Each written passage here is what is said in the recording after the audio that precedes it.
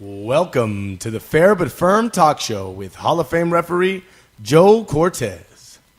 Hey, welcome back to the show, guys. We're glad to be here with you today.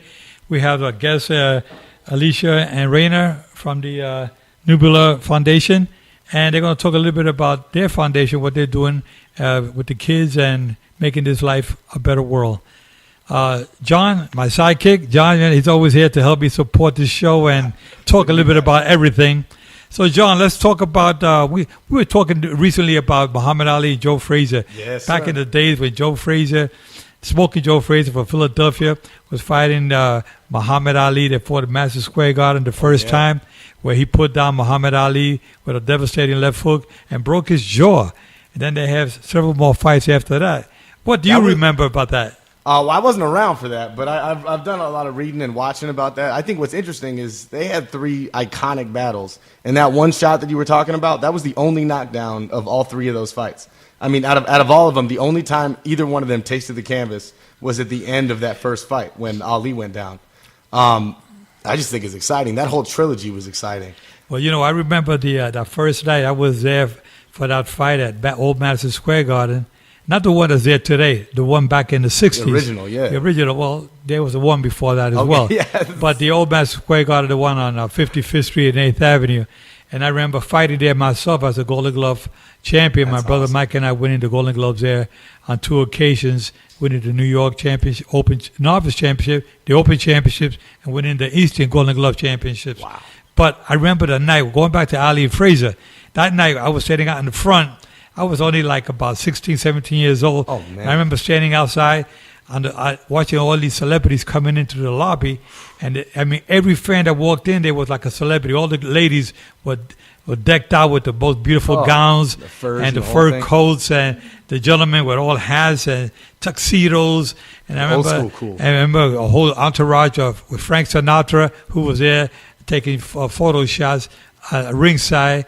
And it was just amazing to see so many celebrities. That's where the electricity in the air at the Old Madison Square Garden, watching these 2 legends fight for the first time. God. And who would have thought that it would be such great fights, that trilogy that they had. And I remember the one, of course, let's go back to the Trill in Manila. Oh, my goodness. You remember a little bit about of course, that? the third one. Absolutely. That was the craziest thing. I think one thing that I think most people don't know about that fight, that Ali used to talk about a lot, is at the end of that 14th round, right before Frazier's corner stopped it, he told, just according to Ali, he told his cornerman to cut off his gloves. He was done. He said that Frazier quit a second before he was going to, that he didn't see how he could have gone back out in that 15th round. What a testament to both of their greatness, that through 3 fights, 14 rounds into the 3rd fight, that they both just couldn't anymore. It was just a match of wills and just an unbelievable fighting experience. I look back at that fight like, man, I wish I could have been there to see that. Yeah, it was a great fight. Well, you can watch that on YouTube now. I do. I've seen it. But being there in person. Yeah, exactly. Seeing it in person. It's nothing like being there in person because you really feel, especially if you're sitting around ringside, you got all that blood and sweat flying all over the place. Just feeling that. And all the fans around ringside, they see them all covering up all that blood flying through the ropes. Like and a on, Gallagher and, show. and on the, if you wore anything light, all the blood was splattered on your clothes, It was amazing how boxing, it's just it's a great sport, but sometimes it can be brutal. And, It is brutal. And talking about brutal, you see some of these fighters today that they take seriously, get seriously hurt.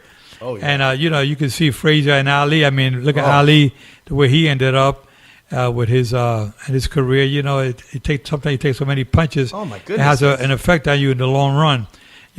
And you see some fighters that had maybe only 20, 30 fights, and they're walking around on their heels, and they take too much punishment. And me, as being an ex-referee, and I give seminars teaching referees, I say stop a fight. I'd rather stop a fight a punch too soon than a punch too late, because we're there to protect the fighters, for the well-being of the fighters. We want to see them come back another day and live a normal life. Absolutely. But, you don't want to get that backlash from the other side at the same time saying you started it too early. But I agree 100%. Stopping it too early is way better than stopping it too late. Yeah. It's for the safety of the longevity of the fighter, the sport, the everything. It's just infinitely better. And we've talked about how you did that with the Hatton Mayweather fight, where he was still standing, still looked like he was fighting, and you stopped it, and then he just dropped. It's it's incredibly important, and that's awesome that you do those seminars for those fighters. Yeah, you got to have that instinct in you as a referee to know when to stop a fight. But, you got a fighter named Gaspar Indian Ortega. He was my protege. Not protege. I was his protege, let's put it that way. I look at him today, he's 81 years young, and he's still sharp as a whip, and he had 185 professional fights. Oh, my God. He's a guy that took some punches, but he says he never took any really solid punches. You think that's what you'd attribute it to? Well, taking those real big shots? Well, I think so. You take the shots and you take them, and some fighters don't know when to quit. Gaspar Ortega stayed in there with the best punches. He only got stopped twice in his whole career, and they were both technical knockouts. One was against the great six-time world champion Emil Griffith for the welterweight championship in 1961. Okay. And Gaspar, at the time, he was young, but he already had 81 professional fights under his belt. They wouldn't give him a shot at the title when he went in his younger years, because he was very, very, very frustrating to fight, because he was a fighter you couldn't touch. That makes sense. He would know how to get away from a lot of these punches. But Gaspar was really one of the top fighters in boxing in the welterweight division. Never became world champion. He beat Benny Kid Paret, where Paret was world champion, but it was for a non-title fight. So Gaspar never really went down as a world champion, but definitely goes down as one of the great ones in boxing because of the battles that he gave. And I was talking to Jerry Eisenberg yesterday, the historian, Hall of Famer Jerry Eisenberg, was telling me, Joe, when you see Gaspar, give him my best regards, because Gaspar was really a fan favorite. We all love to see him fight because he really gave the fans his best.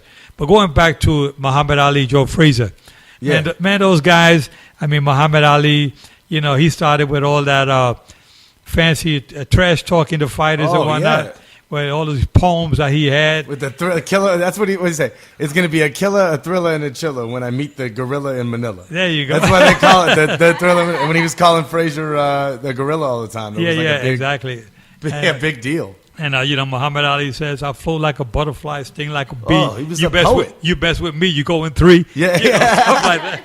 But exactly. But Ali was one of the tough ones, and one of the most, he called himself the prettiest fighter that ever lived.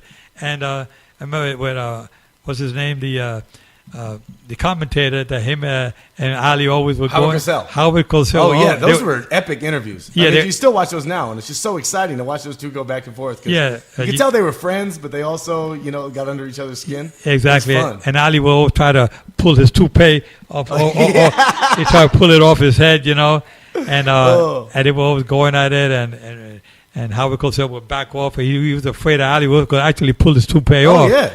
Ali would. He tried. Had reach. He had a reach. And the speed. But it was so funny, and I know the fans that were watching that back in those days. You go on YouTube now and watch Howard Cosell Muhammad Ali interview. You get a kick out of it. Oh, they have compilations now where it's like 15 minutes of just straight one interview after another, all the best moments. I watch those pretty often. Yeah, and it's a lot of fun. So you fans out there listening, try to watch them every so often, because you get a kick out of the days of the great Muhammad Ali with Howard Cosell back in the 60s. Also, when Ali went to fight Wilt Chamberlain, they never actually did it, but that press conference is incredibly funny. Both their personalities on display. I'm pretty sure Cosell was there too. Yeah. That's another one to definitely watch. It's a lot of fun. I tell you, it was. I remember the Ring magazine. They had the cover of Ring magazine. You see Wilt Chamberlain. He was about 7 feet tall, and you see Muhammad Ali reaching a jab. Oh, yeah. Up to his chin, It's an iconic photo. Yes, an iconic photo, and they were talking about having a fight, talking about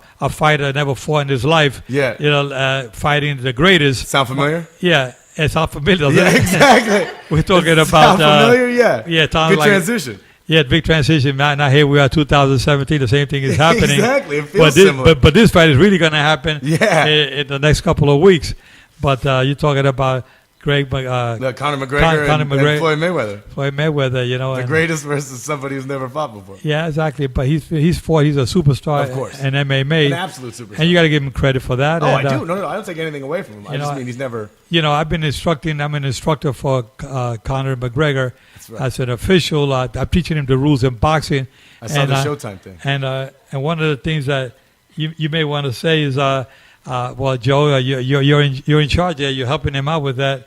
And yes, Joe. So we have lots of people asking what happened in the ring in the sparring session with McGregor. Can you tell us what happened, Joe? I cannot tell you what happened. I signed a We were confidentiality hoping. agreement. I can't talk about it. You guys know it's not fair to the sport for me to say anything in reference to what happened. No, but I'm one of his teachers, but I can't go any more than that. Yes, Just blink yes. twice if you think that we should go one way or the other way. We'll be right back with the segment of Canelo Alvarez versus Triple G, Gennady Golovkin, coming up September 16th here in Las Vegas.